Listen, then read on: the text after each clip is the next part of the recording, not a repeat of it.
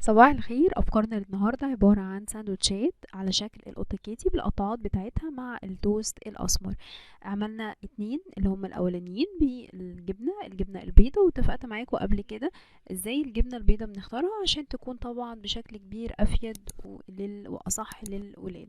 وعندنا الساندوتش اللي هو فيه الكب ده كان الحلو اللي هو بالحلاوه بشوكولاته بالبندق، وحطيته في الكب كتغيير طبعا للولاد، بس الهدف الاساسي ان هو السندوتشات ما تخشش في بعضها، وطبعا لما يتحط في الشنطه ما تدخلش في بعضها طبعا وتبهدل الدنيا مع بعضها.